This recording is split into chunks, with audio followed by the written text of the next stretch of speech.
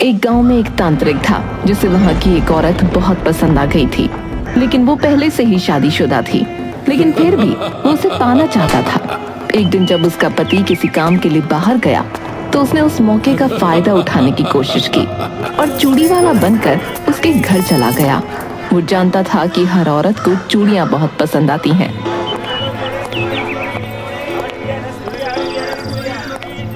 आप कौन हैं? जी, मेरे पति अभी बाहर गए हैं। अरे मैं तो तुमसे मिलने आया हूँ। मेरा मतलब है मुझे तुमसे ही काम है। मुझसे? मुझसे क्या काम है? मैं रंग बिरंगी चूड़ियाँ लाया हूँ। औरत उन चूड़ियों को देखकर बहुत खुश हो जाती है। अब वो सोचती है, चलो मैं चूड़ियाँ नहीं लेती हूँ। अच्छा चलिए दिखा दीजिए चूड़ियाँ। हाँ, बिल्कुल। ये लाल वाली दिखाना। चूड़ियाँ दिखाते दिखाते जब तांत्रिक उसे लाल चूड़ियाँ पहनाने लगा तो वो उसका हाथ पकड़ लेता है। तुम ये क्या कर रहे हो? छोड़ो मेरा हाथ। कोई है, बचाओ। अरे डरो मत, मैं तुम्हारे साथ कुछ गलत नहीं करूंगा। मैं तुमसे प्यार करता हूँ। मैं शादीशुदा हूँ, तुम्हें समझ में नहीं आता। छोड़ो छोड़ो। तांत्रिक ने औरत का हाथ बहुत तेजी से पकड़ा हुआ था। तो क्या हुआ? तुम्हारा पति तुम्हें कभी खुश नहीं रख पाएगा। मैं तुम्हें बहुत खुश रखूंगा। नहीं, मैं अपने पति के साथ ही रहूंगी। डरती हुई घबराती हुई वो चूड़ियां तोड़कर उस तांत्रिक को धक्का मारकर और डरती डरती हांफते और एक कुएं के पास पहुंच जाती है। तांत्रिक भी उसका पीछा करता रहता है और वो भी कुएं के पास पहुंच जाता है। दोनों कुएं के पास थे। अचानक तांत्रिक को पास आता देख वो औरत बिना सोचे समझे अपनी इज्जत बचाने के लिए कुएं में कूद गई। तांत्रिक एकदम से ये देखकर बहुत घबरा गया। उसने उसे रोकने की कोशिश की लेकिन वो रुक नहीं पाई। तांत्रिक ने उसे बचाने की भी कोशिश की लेकिन वो बच नहीं पाई। ये देखकर एकदम से तांत्रिक वहां से भाग गया। उसकी सारी की सारी चूड़ियां वहीं गिर गई थीं और उसे गांव छोड़कर जाना पड़ा। ये होते हुए कुछ गांव वालों ने बहुत दूर से देख लिया था। जितनी देर में सब कुछ हो चुका था। कुछ देर बाद उस औरत का पति आता है और बोलता है, ये क्या हो रहा है? तो उनमें से एक गांव वाला उसे बताता है, अरे भाई, तुम्हारी पत्नी अभी कुएं में कूद गई। क्या? तुम ये क्या कह रहे हो? ऐसा नहीं हो सकता। अरे भैया, हमने देखा था। वो ये हुआ था कि क्या देखा था? ठीक से बताओ, क्या हुआ? गांव वाले ये सोच कर कि उनका नाम भी इसमें आ जाएगा चुप हो जाते हैं और कहते हैं, नहीं, कुछ नहीं देखा। हम तो बस अभी आए। क्या तुम कुछ बता क्यों नहीं रहे हो? बोलो, क्या हुआ था? क्या हुआ मेरी पत्नी के साथ? बोलो।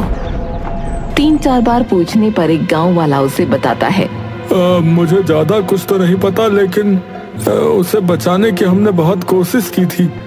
हम बहुत दूर खड़े थे। हम इतने में आए तो एकदम से ही वो तब तक कूद गई। एक तांत्रिक, हाँ, एक तांत्रिक की वजह से कूदी थी वो शायद। क्या तांत्रिक? वो उसके साथ बदतमीजी कर रहा था। क्या? वो उसके साथ बदतमीजी कर रहा था और तुम सब कुछ नहीं कर पाए? इस गांव में हम गलत ही आए। ये गांव हमारे लिए बहुत बुरा है। मैं इस गांव के सारे लोगों को श्राप देता हूँ। यहाँ की औरतें जब भी लाल चूड़ियां पहनेंगी वो खुश नहीं रह पाएंगी। उनके साथ कुछ अच्छा नहीं होगा और न ही उनके परिवार वालों के साथ। जिस तरह मेरी पत्नी अपनी इज्जत बचाने के लिए कुएं में कूद गई, उसी तरह उन्हें भी बलिदान देने होंगे। ये बोलता बोलता वो आदमी रोने लगा। फिर बहुत ज्यादा फूट फूट कर रोने लगा और अपनी पत्नी को याद करने लगा। गांव वाले ये देखकर बहुत बुरा महसूस करते हैं। एक पल के लिए वो उसकी बात भूल गए। कुछ देर तक वो आदमी सर नीचे करके बस रोता रहा और उसके बाद वो उठकर बोला, अब मेरे जीने का क्या ही फायदा? जब मेरी पत्नी ही मर गई तो मैं क्या करूंगा? ये कहकर भगवान को याद करता हुआ वो भी उस कुएं में कूद गया। कुछ दिनों तक उस गांव में शांति छा गई। लोग घरों से कम निकलने लगे। बच्चे बाहर खेलने भी नहीं आते थे। हालात तो तब बिगड़े जब रमेश के श्राप ने काम किया। जिन औरतों के पास लाल चूड़ियां थीं, उनमें से कई औरतों ने चूड़ियां पहनना शुरू कर दिया, लेकिन उनके साथ दुर्घटना होने लगी। कुछ के पति मर गए, कुछ के हाथों की हड्डी टूट गई और कुछ तो खुद ही मर गईं। ऐसे हादसे होते थे कि औरत चूड़ियां न पहन सके। उस लड़के का दिया हुआ श्राप भी फैल गया था। धीरे धीरे गांव खाली होने लगा। लोग वहां से शिफ्ट कर रहे थे।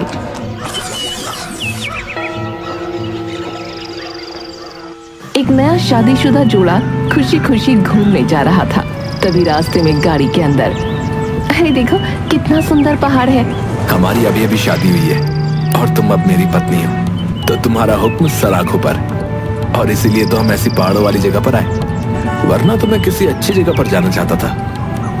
अरे गांव से ज्यादा सुंदर कुछ नहीं। देखो तो कितना सुंदर है और खुला खुला है। हाँ सुंदर तो है। चलो ना कहीं रुक जाते हैं। हाँ ठीक है। भाई यहाँ आसपास कोई गांव है? हाँ लेकिन क्या? साहब वहाँ बहुत खतरा है। उसका नाम है चूड़ियों वाला गांव। क्या चूड़ियों वाला गांव? सुनने में तो मजेदार है। अरे नहीं, बिल्कुल नहीं। क्या वहाँ बहुत सारी सुंदर सुंदर चूड़ियाँ मिलेंगी? चलो फिर वहीं चलें। लेकिन वहाँ बहुत खतरा है। अरे तुम चलो यार, हम देख लेंगे ना। कुछ देर और आगे जाने के बाद लेकिन यहाँ पर कोई दिखाई क्यों नहीं दे रहा?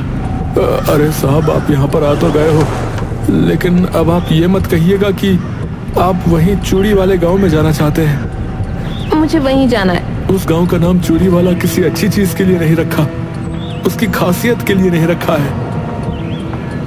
मैं बस यही कहूंगा कि आप मत जाइए वहां पर। वहां जाना खतरे से खाली नहीं है।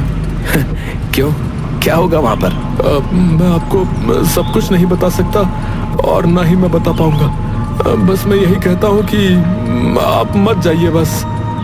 अरे मुझे वहीं जाना है। मुझे उसका नाम सुनकर वहीं जाने का मन कर रहा है। अरे ठीक है, तुम हमें वहीं लेकर चलो, जो होगा देखा जाएगा। हाँ हो सकता है वहाँ पर बहुत सारी अलग अलग चूड़ियाँ मिलती हो। मुझे तुम दिलवाओगे ना? हाँ बिल्कुल, तुम्हारी चूड़ियाँ लेने ही तो जाने। आपको बताना मेरा फर्ज था। मैं आपको रास्ते में छोड़ दूंगा।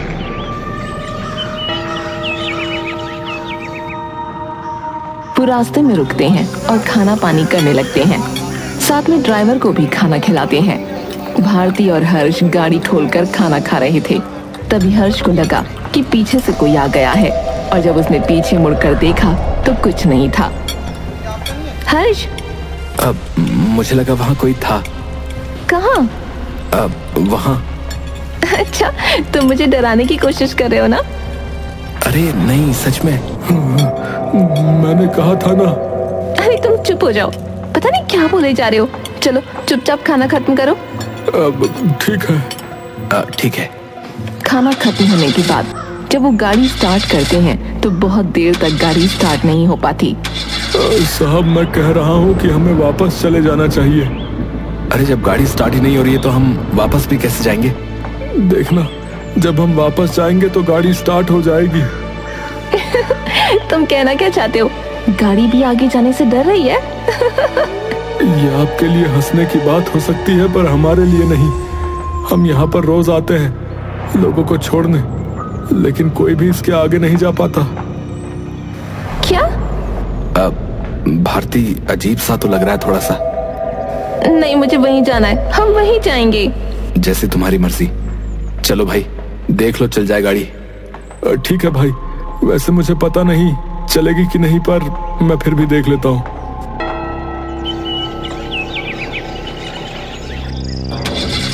गाड़ी फिर भी स्टार्ट नहीं हो पाई, लेकिन भारती की भी जिद थी कि उसे जाना है तो जाना ही है। हम जाएंगे तो चूड़ी वाले गांव ही।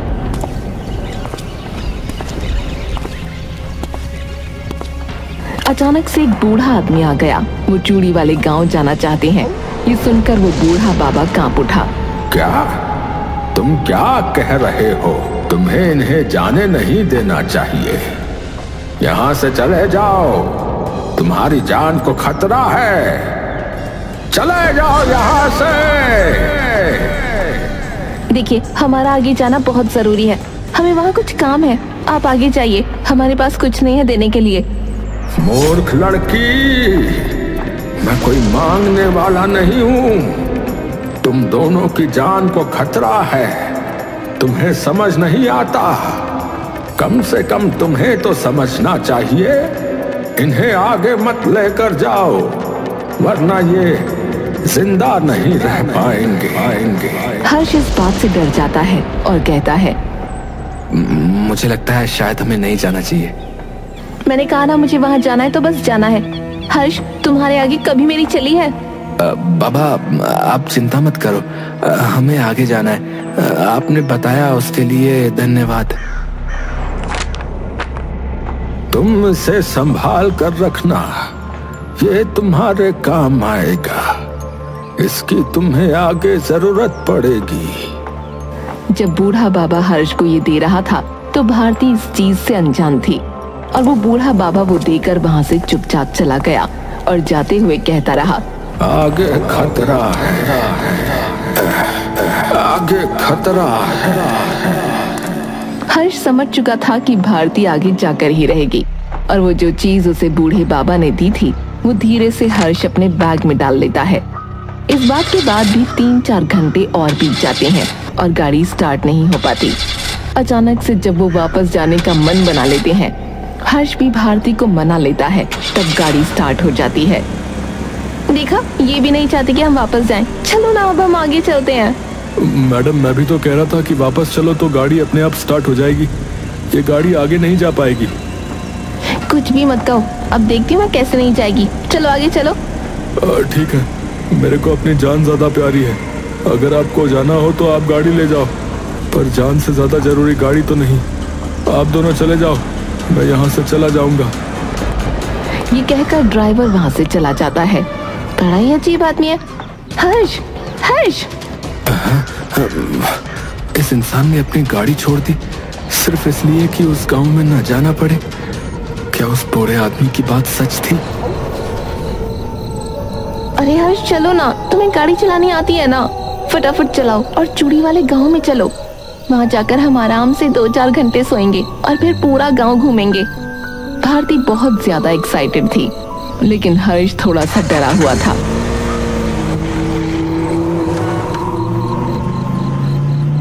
कुछ देर बाद वो उस गांव में पहुंचने वाले थे। जैसे ही वो उस गांव में पहुंच रहे थे तब तेज तेज हवाएं चलने लगीं।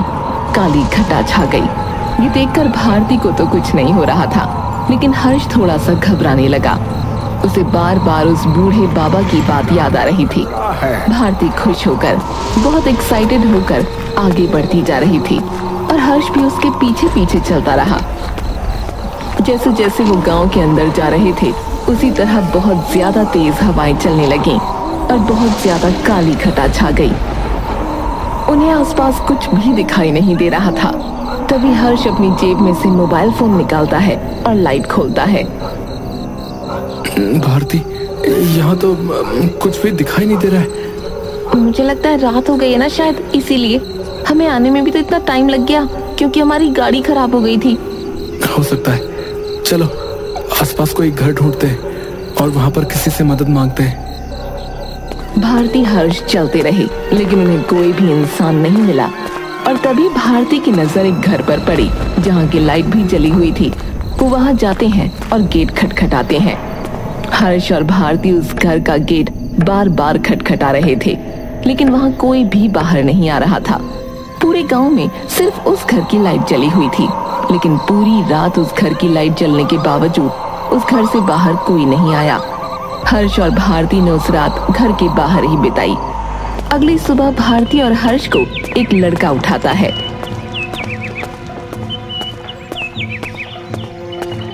अरे उठो उठो, कौन हो तुम और यहाँ क्या कर रहे हो? कई सालों बाद किसी नए चेहरे को देखा है। हर्ष और भारती नींद से उठते हैं। भाई तुम दोनों कौन हो और तुम्हें सोने के लिए इसी घर के बाहर जगह मिली? रात को यहाँ इतना अंधेरा था, सिर्फ इसी घर की रोशनी जल रही थी, तो हम कहाँ जाते? यहाँ इतने सारे घर, आप सब क्या लाइट बंद करके सोते हो? रात को यहाँ पर एक भी घर नहीं था। वैसे तो बहुत कम लोग आते हैं। सच कहूँ तो यहाँ तो सालों से कोई आया ही नहीं, पर भूले भटके जैसे कि तुम एक दो आ भी जाते हैं तो यही बात है, कहते हैं कि रात को यहाँ पर कोई नहीं था, क्योंकि यहाँ पर लोग दिन में नहीं आते।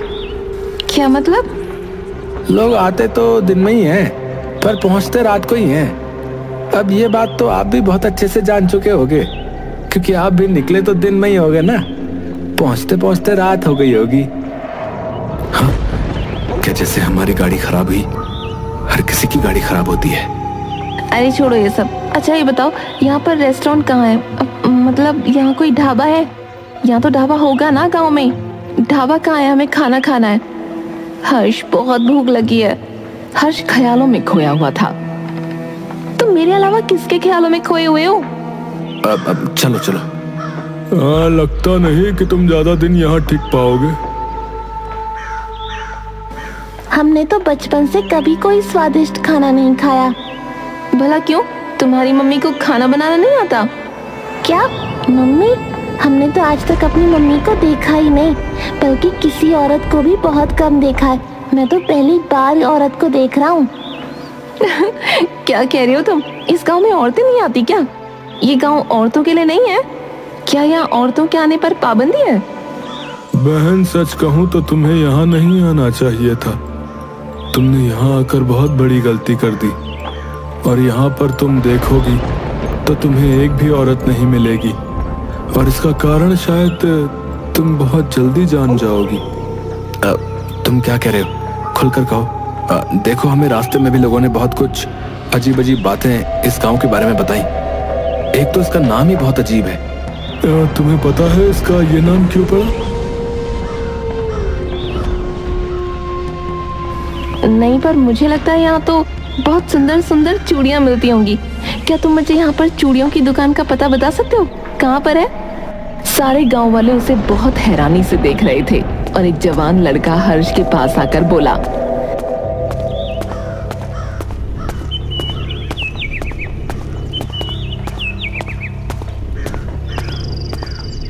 ये आपकी पत्नी है ना? हमारी अभी अभी शादी हुई है। देखो, आप अपनी पत्नी को यहाँ से ले जाइए और इसे कहिए चूड़ियों की तो यहाँ बात ही ना करे, प्लीज। गांव का नाम चूड़ी वाला गांव है, लेकिन यहाँ पर चूड़ियों के बारे में बात करना बहुत गलत है। अरे चलो हर्ष, गांव में घूमते हैं। ये लोग पता नहीं कहाँ से और क्या क्या बातें कर रहे हैं। अरे बेटी सुनो, मेरी बात समझो। यहाँ पर इतना सज धज के मत रहो, और ये जो चूड़ियाँ तुमने पहनी हैं इन्हें भी उतार दो। अरे तुम्हारी हिम्मत कैसे हुई मुझे ऐसे बात करने की? मेरी मर्जी, मैं कुछ भी पहनूं। मेरी अभी अभी शादी हुई है। हमारी शादी को सिर्फ 1 ही महीना तो हुआ है, और मैं चूड़ियाँ उतार दूं? पर आप ऐसा क्यों कह रहे हैं? चूड़ियाँ पहनने में क्या दिक्कत है? मैं तुम्हें बता नहीं सकता। हर्ष, चलो यहाँ से। हर्ष। हर्ष भारती कुछ देर चलने के बाद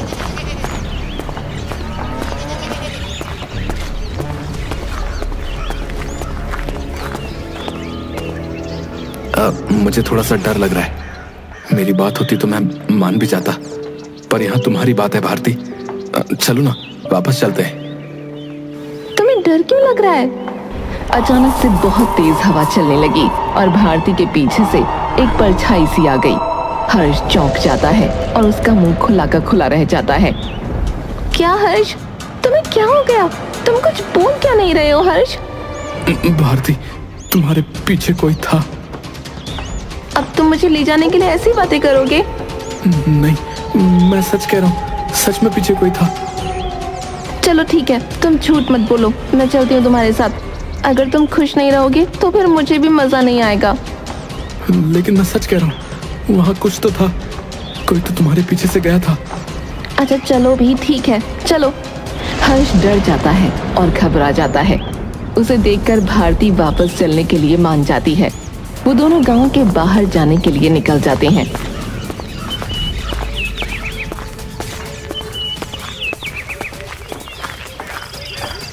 मुझे लगता है तुमने एक अच्छा फैसला लिया। ये नहीं जा पाएंगे, यहाँ एक बार आ तो गए, पर कभी जा नहीं पाएंगे। मुझे यहाँ के लोग बिल्कुल पसंद नहीं आ रहे। चलो, अब जा ही रहे हैं तो जल्दी चलो। भारती चलो, सारा सामान लेकर निकल जाते हैं। तभी गांव की घंटी बजने लगती है और तेज हवा चलने लगती है।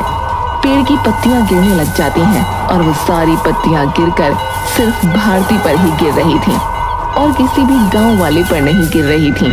ये देखकर हर्ष चौंक जाता है और सोचता है, ये सब क्या हो रहा है? देखो, ये पेड़ भी मेरा स्वागत कर रहा है। हर्ष बहुत ज्यादा डर जाता है और वहां से चला जाता है।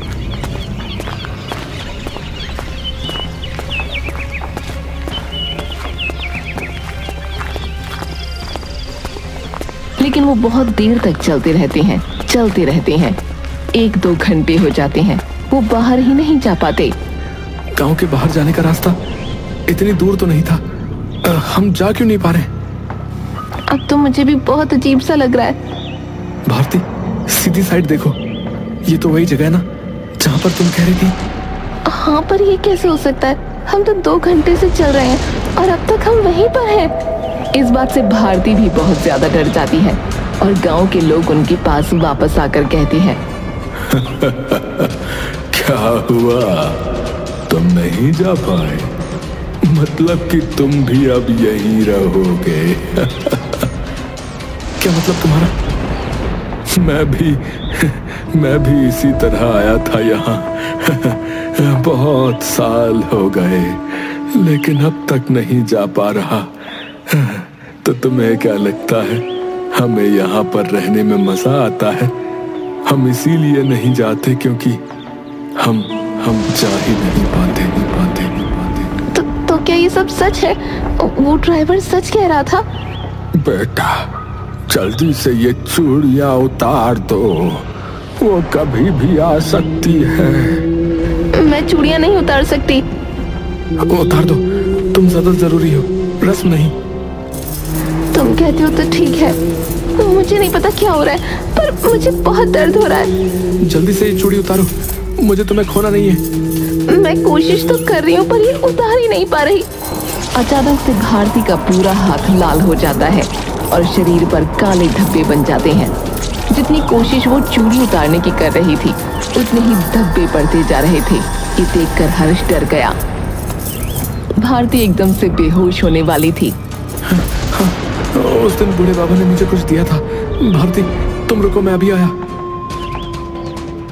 किस्मत से वो गाड़ी हर्ष ने गांव के अंदर पार्क की थी और वो उस बैग के अंदर देखता है तो उसने देखा कि उसे बाबा ने एक पेज दिया था। एक पेज जिसके ऊपर एक फोटो थी और उसके नीचे कुछ एड्रेस लिखा था। हर्ष वो पेज लेकर जैसे ही भारती के पास जाता है, उसकी आंखें खुली की खुली रह जाती हैं। उसके हाथ से वो पेज गिर जाता है और वो देखता है कि भारती पूरी लाल हो गई थी। उसके शरीर पर काले धब्बे हो गए थे। अरे भारती, तुम्हें क्या हुआ? क्या हुआ भारती? हमने पहले ही कहा था। कुछ पल में ही भारती ने अपना दम तोड़ दिया। ये देखकर गांव वालों की आंखों में आंसू आ गए। एक और मासूम लड़की मर गई। ये क्यों हुआ? कैसे हुआ? क्या हुआ ये? हर्ष रोते रोते भारती को याद करता रहा। 3 दिन तक वो वहीं भारती को पकड़कर रोता रहा। अगले दिन उसे महसूस हुआ कि उसने उस पेज को तो पढ़ा ही नहीं। अब वो पेज पढ़ने का क्या मतलब? पर मैं भारती की मौत की वजह जानकर ही रहूंगा।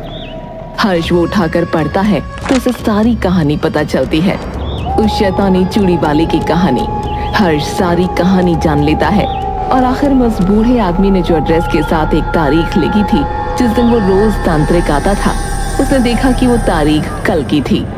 ये पढ़ते वक्त एक गांव वाले ने उसे बताया कि वो तांत्रिक रोज उस गांव में उस औरत की याद में आता था। वो तांत्रिक इतने साल में अपनी गलती समझ गया था, लेकिन उसका कोई फायदा नहीं था। मैं उस आदमी को छोड़ूंगा नहीं, जिसकी वजह से उस औरत को सालों पहले अपनी जान देनी पड़ी, और अब मेरी प्यारी बीवी को भी। इसने उसका क्या बिगाड़ा था? कल उस आदमी का आखिरी दिन होगा।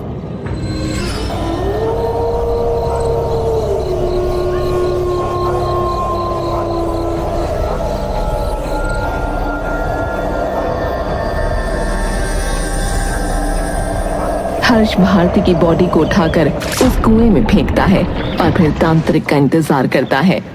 भारती, मैं जल्द ही तुम्हारे कातिल को मार दूंगा। 2 घंटे इंतजार करने के बाद तांत्रिक आता है। तांत्रिक के आने पर तेज हवाएं चलने लगी, काली घटा छा गई, मानो जैसे वो औरत चाह रही हो कि तांत्रिक उसके पति की तरह ही इस कुएं में अपनी जान दे दे। हर्ष और बाकी गांव वाले इस उम्मीद में कि आज वो आजाद हो जाएंगे उस तांत्रिक को देखते हैं। वो तांत्रिक बहुत ही बूढ़ा आदमी था, सफेद दाढ़ी, झुकी हुई कमर और आंखों में पछतावा लेकर और कुएं की तरफ गया और बोला, मुझे माफ कर दो। तांत्रिक की इस बात से पूरे कुएं में हलचल होने लगी। उसका पानी अंदर बाहर हो रहा था, मानो तांत्रिक सीधा उस औरत से ही बात कर रहा हो। हर्ष ने तांत्रिक को उठाकर उस कुएं में फेंक दिया। उसके बाद आसमान शांत हो गया, बस कुएं में हलचल होने लगी। तब हर्ष समझ गया कि कुएं का पानी उस तांत्रिक को मांग रहा था और भारती को याद करते हुए वो रोने लगा। अचानक से उसे लगा जैसे भारती उससे कह रही हो कि तुम चुप हो जाओ और मुझे माफ कर दो। तुमने इसको आजाद किया है, हम तुम्हारा एहसान कैसे चुकाएं? मैंने ये अपनी भारती के लिए किया है, लेकिन मैं अब अपनी भारती के पास जा रहा हूँ। ये कहकर हर्ष भी उस कुएं में कूद गया। गांव के लोग बहुत दुखी थे कि हर्ष और भारती मारे गए और खुश भी, क्योंकि अब वो आजाद थे। ये कुआं अब तक चूड़ी वाले की वजह से डरावना था, पर अब से ये सच्चे प्यार की निशानी होगा।